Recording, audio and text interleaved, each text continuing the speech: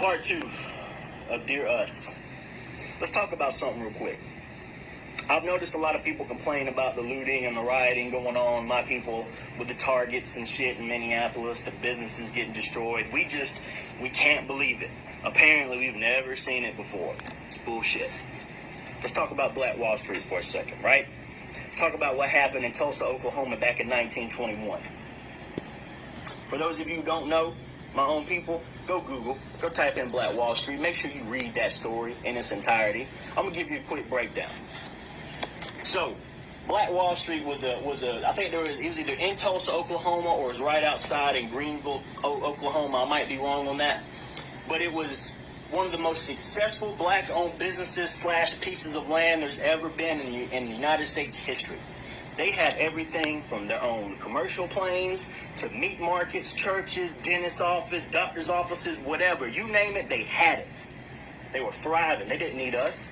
They lived their life. They didn't bother nobody.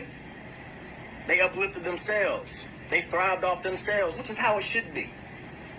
But one day, a white woman who happened to work on the elevator made the false claims that a young black man sexually assaulted her. There was no court dates to my knowledge. He was thrown in jail. And the Tulsa, Oklahoma paper ran that story that next day, insinuating there was going to be a lynching that night. So, a few black men decided to keep safe of the young black man who was falsely accused of raping this white woman. And there was a mob of angry white men who decided to go and try and take the life of this young man unjustly. Well, they were killed in the process. The black men wasn't having it. They were killed. Now, what came next was the sickest events I've ever heard of personally in United States history outside of slavery. There was police that was militarized. There was bombs that was dropped on top of businesses. White people lined up on the state line, women and kids, as if this is some spectacle to watch. There were people ripped from their homes and hung and beat and killed from their families because of the color of their skin.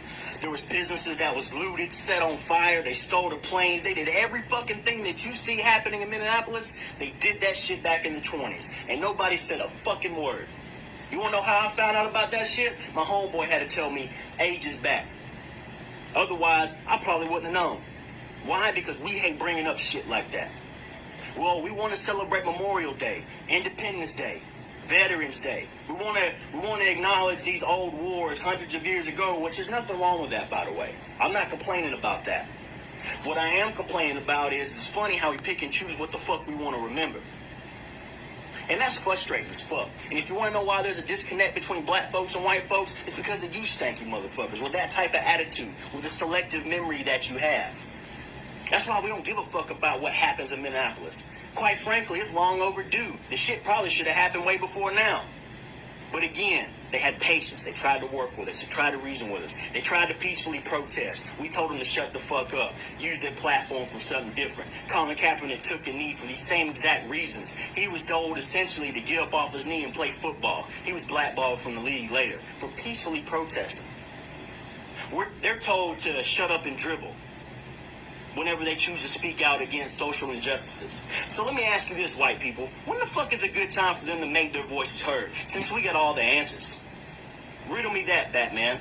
Tell them when the good time is to let their voices be heard, to peacefully protest. Because we sure as hell don't have a problem in taking liberties and protesting our damn selves when our own privileges getting terminated or threatened or whatever.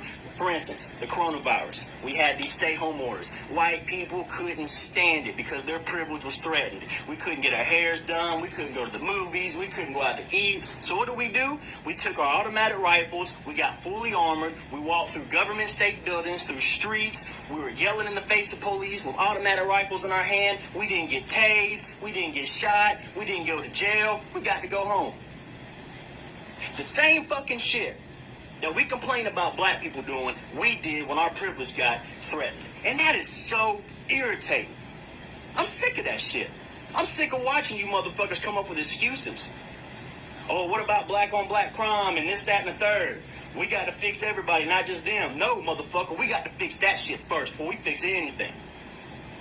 Because they didn't ask to become slaves. They didn't ask to be ripped from homes and home because the color of their skin. They didn't ask to get, they didn't ask for social injustices. They didn't ask to get fucked in the justice system because the color of their skin. They didn't get asked to get fucked when it comes to getting loans for houses or starting up the business because the color of their skin.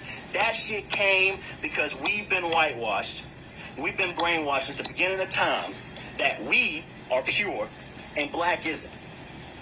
You watch TV shows, movies, read books, whatever. 95% of the time, a black person is either the villain, a criminal, or some kind of violent figure. We paint them as if they're animals, and we treat them as if they're that.